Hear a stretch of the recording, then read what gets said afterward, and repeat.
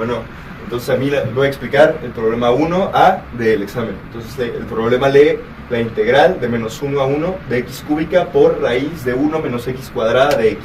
Entonces lo que vamos a demostrar es que esta integral es igual a 0. Vamos a tomar que la función de x es lo que está dentro de la integral, que es eso. Y vamos a mostrar que esta función es impar. Una función es impar, ¿sí? F de menos x es igual a menos f de x. Sustituimos los valores y vemos que efectivamente esta propiedad se cumple.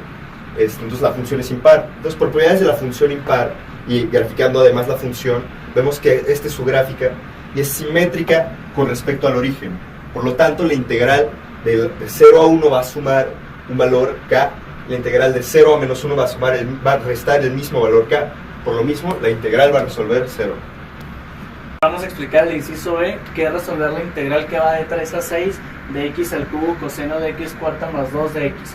Lo vamos a hacer por el método de sustitución, siendo u igual a x cuarta más 2, siendo su derivada 4x al cubo de x. En ese sentido, ponemos todo en esta igualdad de la integral, cambiando los límites, es decir, poniendo el 3 donde estaban las x, y nos queda la integral que va de 3 a la cuarta más 2 a 6 a la cuarta más 2 de coseno de u derivada de u sobre 4, para de esta manera eliminar el 4 que teníamos acá y que nos quede lo mismo. Perfecto, y bueno, ya después únicamente lo que vamos a realizar es factorizar el 1/4 para dejar esta integral. Sabemos que la integral de coseno de u se ve como el seno de u. Únicamente lo que vamos a hacer después es evaluar en sus dos límites, restando al más alto el más bajo, nos queda 1/4 por el seno de 6 a la 4 más 2 menos el seno de 3 a la 4 más 2, y esa ya es una respuesta. Aplicar aquí el ejercicio C del primer inciso, que es la integral de 0 a pi de e a la raíz de t sobre raíz de t de t. Por método de sustitución, u es igual a raíz de t, siendo la derivada de u 1 entre 2 veces la raíz de t de t. Siendo así, sustituimos los límites, siendo los dos límites 0 a raíz de pi de 2e a la u de u. Nuevamente utilizamos el 2 para eliminar el 1 medio.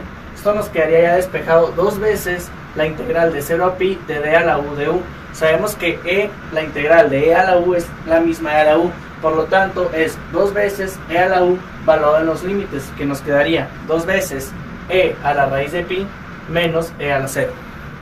Vamos a explicar el inciso A de la pregunta número 2, que es una sumatoria de i igual a 1 hasta 777 del logaritmo natural de k más 1 sobre k. Aquí podemos observar que la función está aplicada acá y no hay ahí, como marca el subíndice. Por lo tanto, vamos a tener que la sumatoria se va a desarrollar de la siguiente manera: logaritmo natural de k más 1 sobre k más logaritmo natural de k más 1 sobre k 777 veces. Por lo tanto, esto se puede reescribir como 777 por el logaritmo natural de k más 1 sobre k. Ya. Bueno, Rod, ahora vamos a hacer el inciso B del ejercicio 2, que nos pide calcular esta suma, que empieza en 12 y va sumando 7 hasta llegar a 327, como lee aquí. Entonces podemos reformular esto como la sumatoria de j igual a 0 hasta algún límite que algunos sabemos, de 12 más 7j, ¿no? Esto lo sabemos por la serie que nos da el ejercicio. Para calcular n, formulamos esta ecuación, donde llegamos a que nuestra última j, es decir, el límite, va a ser 45. Entonces, sustituyendo el límite con 45, tenemos la sumatoria con j igual a 0 hasta 45 de 12 más 7j.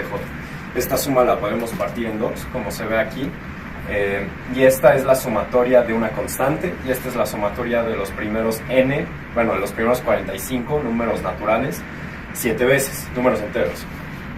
Entonces llegamos a que es la constante 12 multiplicada por el límite, 45, más 7 veces la fórmula de la sumatoria de los primeros n naturales, que sería 7 por 45 por 46 sobre 2, donde 45 por 46 es n por n más 1. El tercer problema nos pide la integral, demostrar que la integral de a de f de t de t es igual a 0. Entonces, bueno, por definición tenemos que una integral de a a b de f de x se expresa como el límite tal que n tiende a infinito de la sumatoria, tal que j es igual a 1 hasta n de f de x j, es decir, el sumando por el cambio de xj constante. Entonces, ahora sustituyendo esta definición en la función que nos es dada, tenemos el límite de aquí n tiende a infinito de la sumatoria de f de tj por el cambio. Aquí en la parte del cambio vemos que a menos a entre n, es decir, el número de particiones que vamos a hacer entre el cambio que va a hacer, va a dar 0. Por lo mismo, todo este producto va a dar 0. Bien, para terminar, vamos a explicar el ejercicio 4, que se llama invirtiendo en un taxi. El ejercicio nos pide calcular la cantidad de dinero que tendremos después de 15 años con un taxi, dada una serie de datos. Al final, a lo que vamos a llegar es que tendremos simplemente una resta entre la suma de flujos de ingresos menos la suma de flujos de gastos, ¿ok? Vamos a calcular primero los ingresos anuales que vamos a tener, ¿no? Que estarán dados por 350, que son nuestros gastos, nuestros ingresos por día, por los días que trabajamos, que nos dan 105,000. Nuestros gastos anuales se van a dar por la suma de una revista, que es una revisión anual, y un mantenimiento, que se pagan una vez al año. La suma da 6,204. A estas dos sumas los asignaré como I y GA de gastos anuales. Después, para calcular los gastos iniciales, tenemos, asumiendo que no tenemos un coche al inicio del periodo, tenemos C, que es el valor del coche, más el costo del seguro del auto, que se paga, que nosotros vamos a asumir aquí, que se paga una vez, que es con la venta del coche. ¿Okay? Entonces será C más el seguro, que estará dado por el valor depreciado, el valor actual del coche, por una tasa que nos cobra el seguro, que es K. ¿Okay? Para sacar el valor depreciado vamos a analizar qué pasa conforme pasa el tiempo. En el año 1, después de tener el coche, el valor depreciado estará dado por C, que es el costo del coche, menos ese mismo costo por lo que se depreció, a una tasa ahí. En el año 2 tenemos ese valor que nos quedó en el año 1 menos ese mismo valor por una tasa I. Entonces, simplificando, tenemos C menos C por I más 1.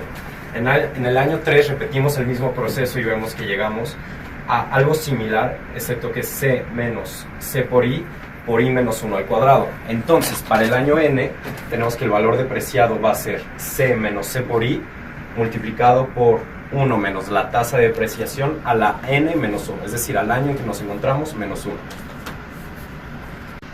Entonces nuestros gastos iniciales estarán dados por el costo del taxi más nuestra fórmula de valor depreciado por la tasa que nos cobra el seguro.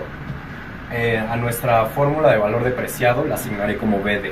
Entonces llegamos a C más BD por la T. Para hacer el cálculo de nuestro ejercicio vamos a dividirlo en 3 partes. Una, las utilidades en los primeros 10 años. 2, una transacción que nos indique el ejercicio. Y 3, las utilidades en los últimos 5 años. Para los primeros 10 años, nuestros gastos estarán dados por GX, que definimos nosotros como los gastos iniciales que calculamos hace ratito, más 10 veces los gastos anuales, que también los calculamos hace ratito. Los ingresos estarán dados por IX, que serán 10 veces los ingresos anuales, que son 105,000, y nos darán 1,050,000. Y finalmente las utilidades estarán dadas por la resta de IX, los ingresos, menos GX, las utilidades. Después, en el año 10 se realiza una transacción en donde vendemos nuestro taxi al valor depreciado y compramos un taxi nuevo, ¿no? Entonces, la venta de este taxi será un ingreso que estará dado por el valor depreciado del coche, que lo calculamos hace ratito y estará dado por esta fórmula. Lo vamos a vender a ese precio. Y la compra del taxi, que va a ser un egreso, estará dado por C', que es el costo del taxi que vamos a comprar, más BD', que es el valor depreciado de ese automóvil por la tasa que nos cobra el seguro de automóvil, ¿sí? Entonces, es que aquí me faltó un paréntesis. Así se verá la transacción T. Después, para los 5 años restantes, definimos GB, B de 5 años, como 5 veces los gastos anuales, y se verán como esta cifra.